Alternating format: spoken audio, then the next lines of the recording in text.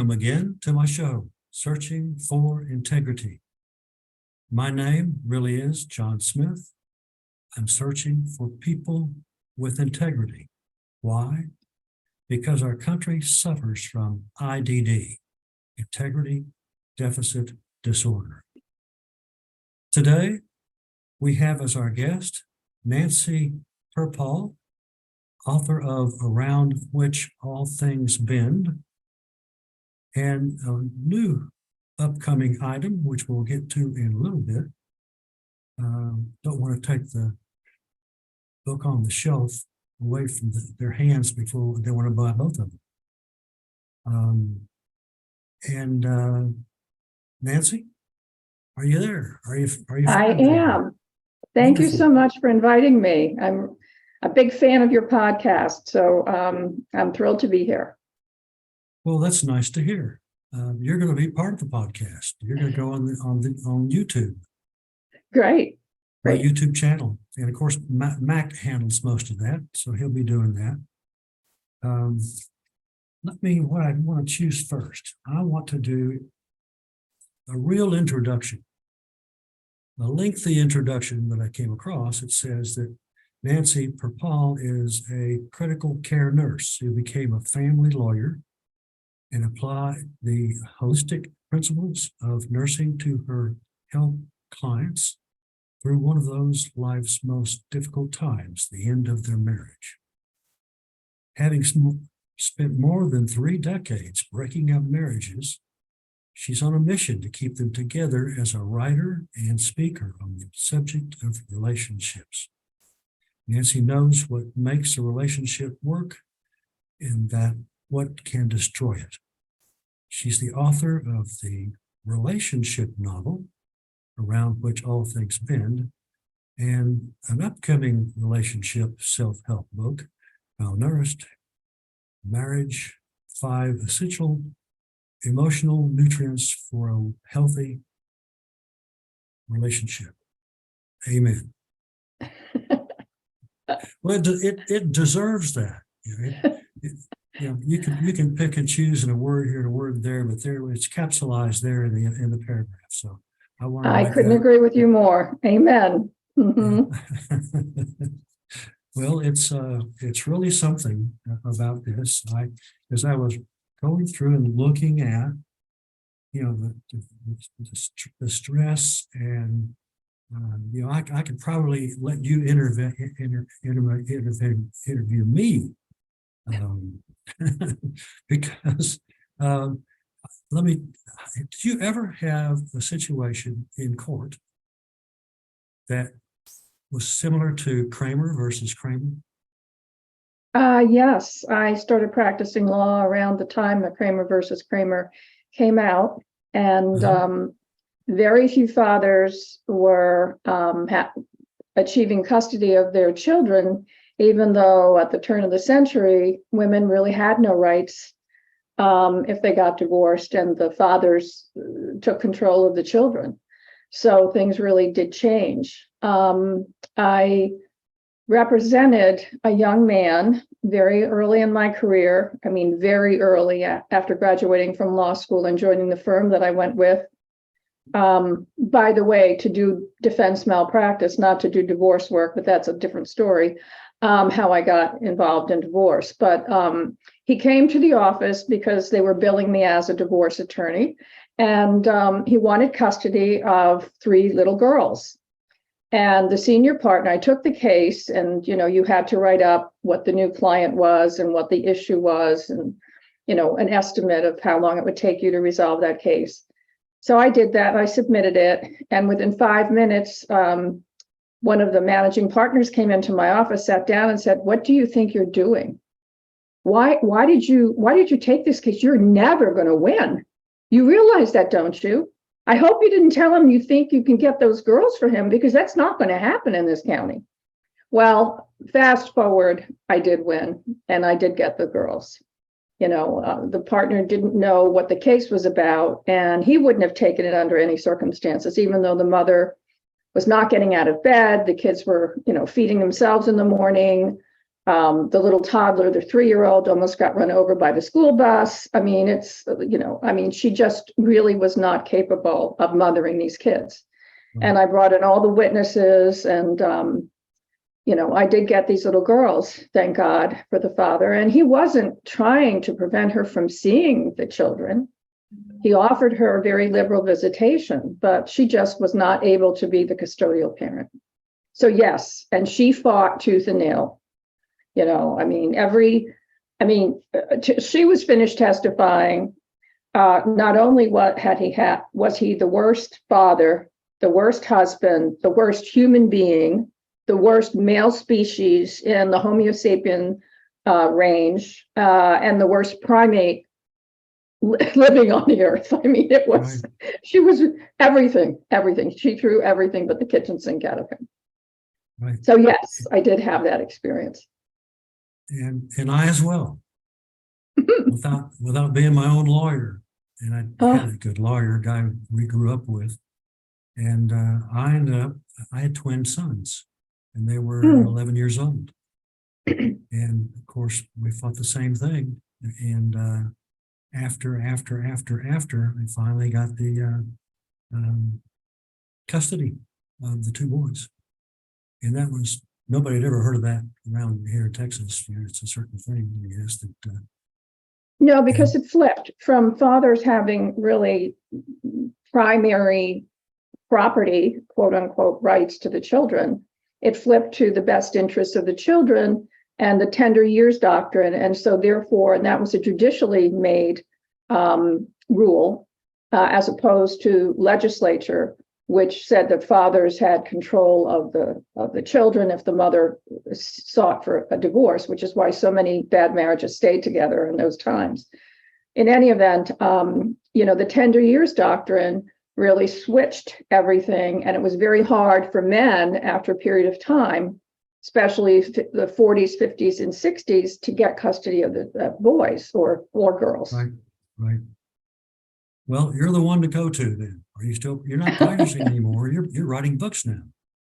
I am. I really came to the belief that there were so many marriages that I was engaged to represent. One of the spouses really could have been saved, in my opinion, even though they had gone many, many times to a psychologist or marital counselor or priest or rabbi or somebody to counsel them so that they could try to stay together. I still feel very strongly that if you still really love this person, there are ways to go back, to claw back into that relationship. And every marriage hits pause once in a while.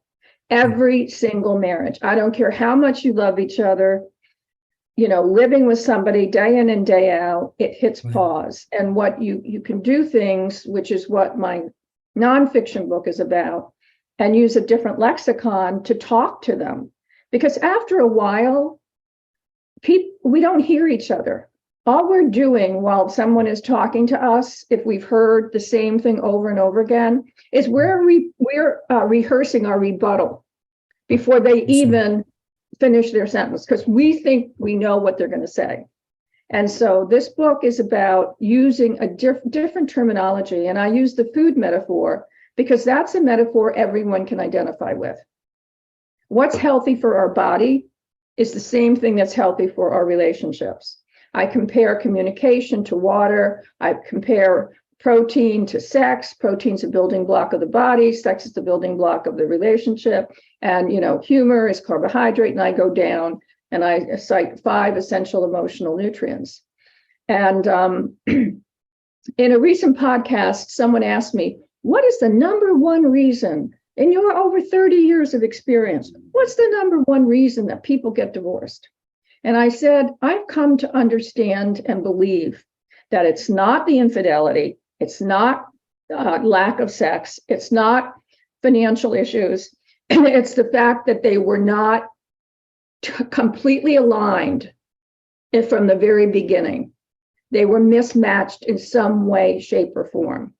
Right. One or the other spouse was not being completely forthright in terms of what their goals were, what their expectations were, how their communication style, and the key in every relationship, whether it's an intimate relationship or a friendship or a peer or colleague relationship, it's what you learned, how you learned to communicate in your family of origin, how you learned to solve problems in your family of origin is how you're going to communicate. It's how you're going to go about solving problems. If you were raised by somebody who was not nurturing, who didn't sit down and talk to you about how to resolve a dispute, but they were just screaming and yelling, or they were detached, that's what your style is going to evolve to be. Well, I experienced that as well. I wanted another child. I had twins, but as soon as I said I want more children, that was it with her. That was done. So once I discovered that, and there was nothing I could do about it, that's when I filed. And we've been doing marital counseling, all that stuff for a long time. So we know where the playing field was and the out of bound lines, that kind of thing. And she just didn't want to, and I wanted to. So, but I got my wish. I got a second wife and 2 more children. Well, that's wonderful. But again, if she wasn't honest with you, and if you didn't ask the right questions, and that's what the novel is about, around which all things bend is love. And we all, as human conditions, we search for love, we search for connection. Those are the 2 things as infants that's how we grow and flourish. As human beings, we're innately looking for love and connection.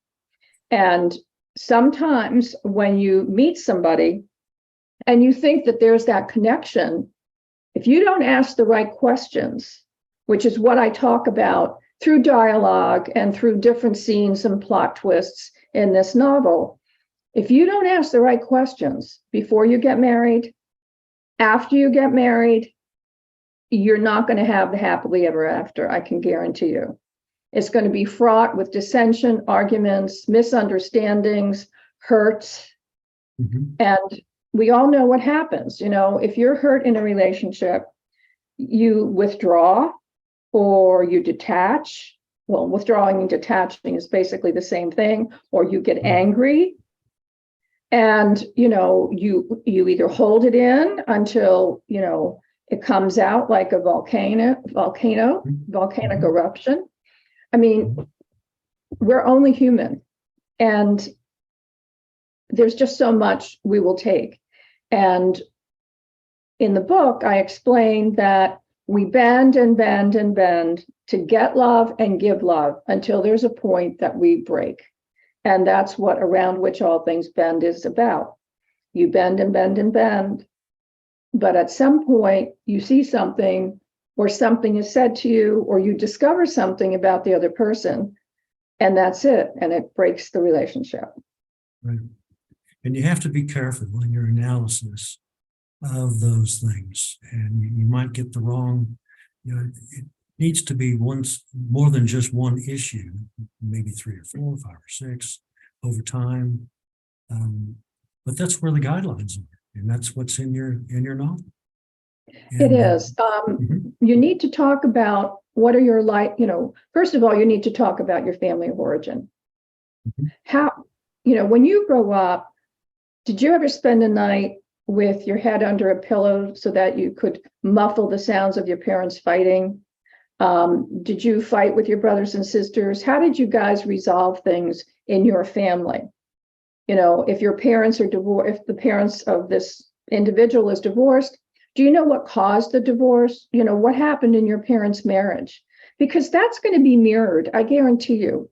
The last 10 years that I practiced law, I represented a number of young people who came to my office, both men and young women, who had been the subject of custody disputes where I was counsel of record for one of the parents.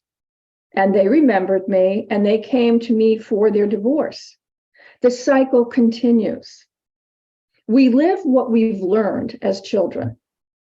I mean, there's no question that that is what happens.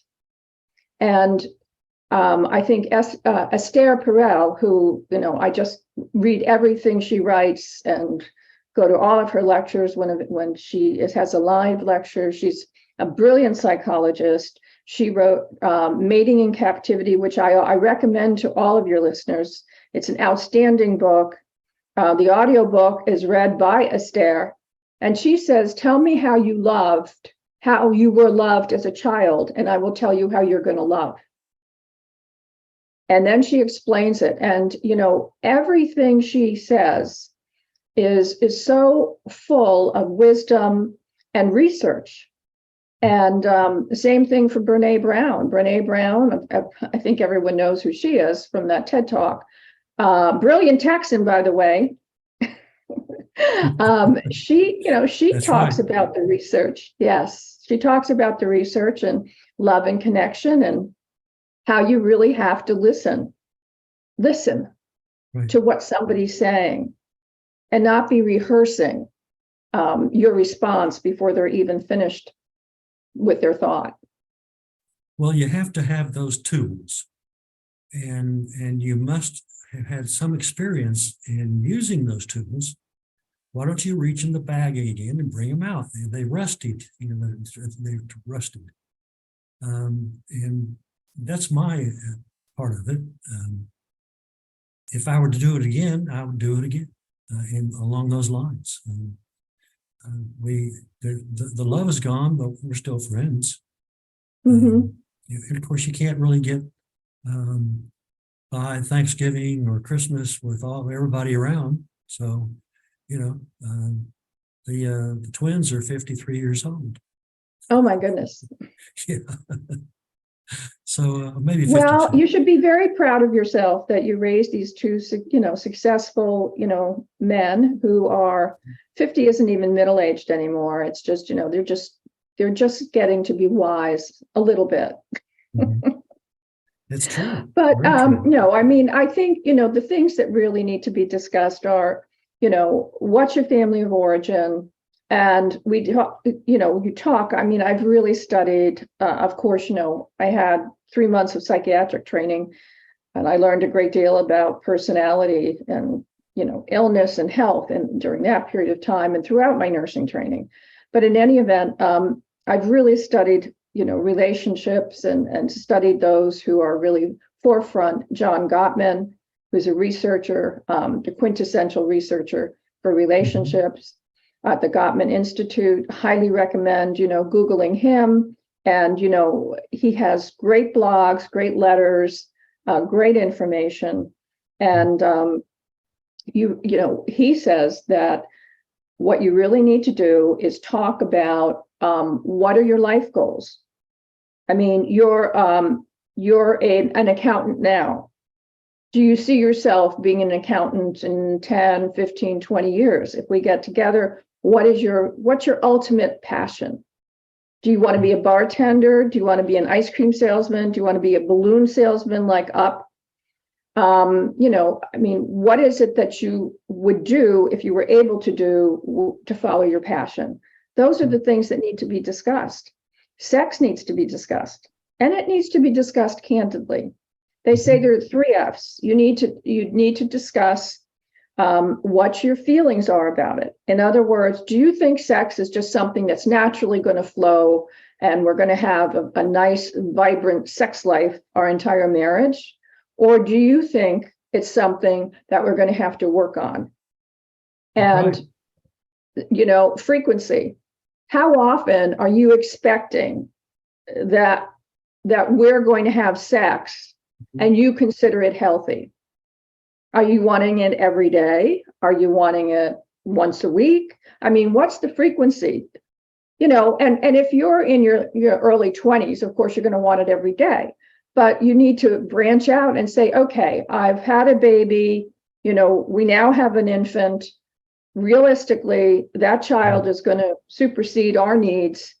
Are we going to be patient about it? What is your expectation? Are you going to be sniffing around for the 6 weeks before I'm cleared to have sex again? Are you going to be pressuring me? I mean, you need to discuss these things. And the third thing is fantasy. You really need to talk realistically about your fantasies. Right. What are your sexual fantasies?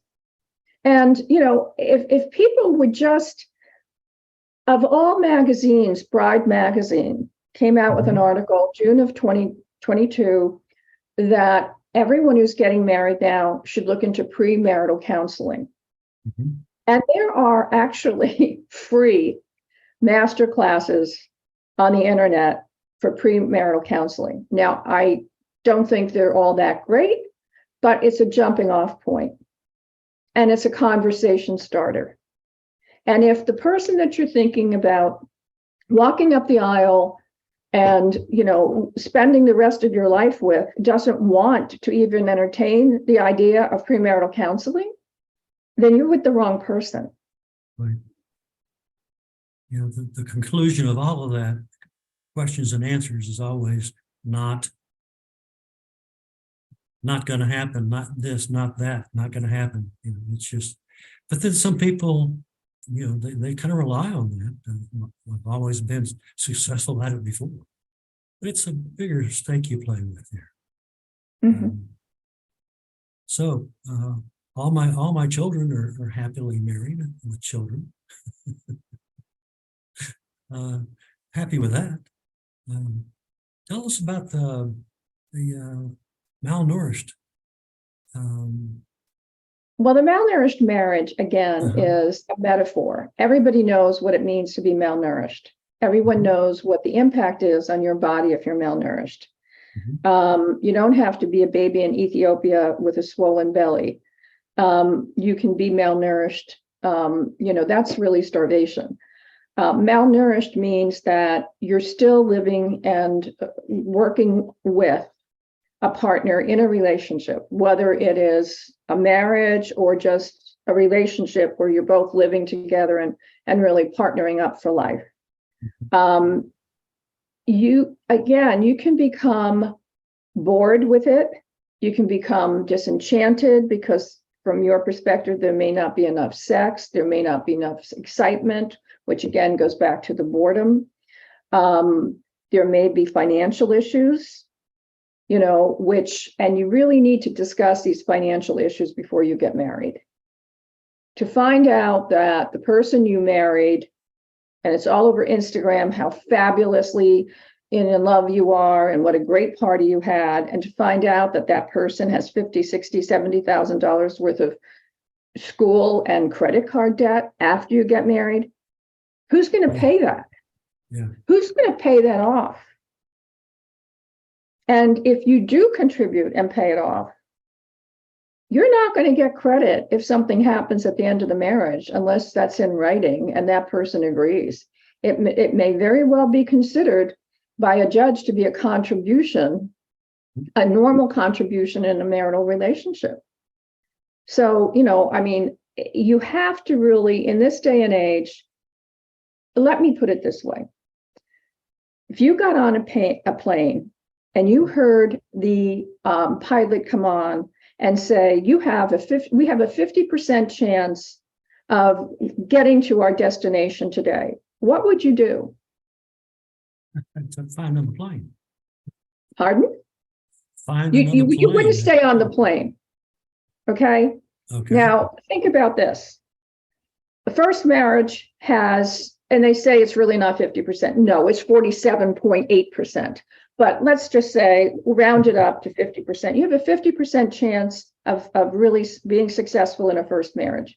You have a 60% chance of failure in a second marriage, and a 70% rate of failure in third marriages. Wow. So you really need to understand who it is that you're marrying and what their goals are, what their agenda is. And a big issue in marriage is sex and money. There's no question that those are two big issues. Sure. And the reality is you may have been mismatched on those issues from the very beginning. And they're not going to get better. You can go to sex, you can go to a sex therapist, you can go to a psychologist, and you can compromise for a while.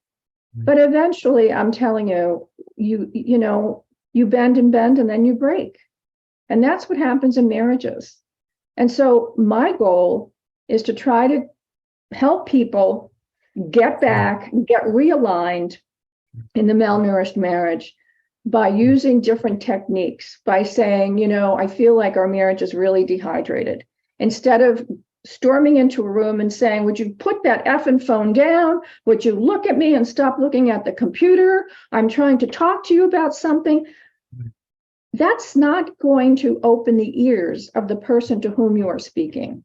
I don't know.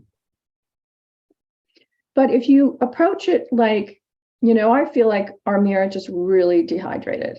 I feel like, communication, I read somewhere, is like water. Water either crashes or flows. Our words have been crashing and they're not flowing lately.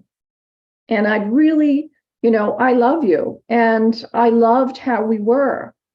I want to go back to that place. And I don't want to go back to that place feeling that sense of euphoria and love and connection with anyone else but you. And there are many things that people can do during that during that conversation. I discuss it in different chapters, but I say humor is like carbohydrate. You can put on a funny hat, you can get one of those eyeglasses with the mustache. I mean, there are so many things that you can do. I mean, one emotion that has to be spontaneous, and it's the only emotion that you can't really fake is laughter. I mean, you can say like there's a thought bubble, ha ha ha, but for it to come out of your mouth, for it to come out of your belly, it's laughter. And laughter really is the best medicine. And Absolutely. laughter bonds people. Yeah. Humor bonds people. Mm-hmm. So, I mean, that's what the malnourished marriage is about. I mean, I've heard from several people who have read, the novel Around Which All Things Bend, that there was a lot of really good advice in it, which was my goal, which really helped them in their relationship. And, I will brag, it's getting excellent reviews, 5-star reviews on on Amazon. Yeah, So I'm happy with it. And it just came out in August. And I think it's doing very well for, being a hybrid published. It's not quite self-published, it's a hybrid published. It's published by a publishing company, but you obviously have to front the money. Let's take a moment. Let you talk to my listeners about where they need to go and where they'll find your book. Well, I have a website on which there are blogs. I did write a series of blogs on the malnourished marriage, and that I got such an overwhelming response that's why I'm actually turning it into a book. And that's at Nancy Perpall. It's Nancy Perpall, P as in Peter, ER, P as in Peter, ALL.com. And that's my website. Sign up for my newsletter and read my blogs, please. And then I have the book is on Amazon. It's also on Barnes and Noble, and you can order it at any bookstore that sells books, independent or chain stores. I also have a Facebook page, Nancy Perpall. Again, it's Perpall, author page on Facebook, and Instagram, Nancy Perpall, author on Instagram. So I really, I'm trying to get the word out that before you throw in the towel in your relationship, you ought to wring it out and, send it through the washing machine, put it in the dryer, and look at it again. Right. You have to do that. Well, let me take you to the end of this interview. You've done very well. You've got a great book. I was hoping to hear, I can't tease you at the end of the show here. I'm sorry? That's all right. Oh, my goodness. Sorry about that. That's all right. And I want to say thanks again. And my listeners I thank them for coming in. And my adios is the Adios. Gracias. so long and happy trails to all until we meet again.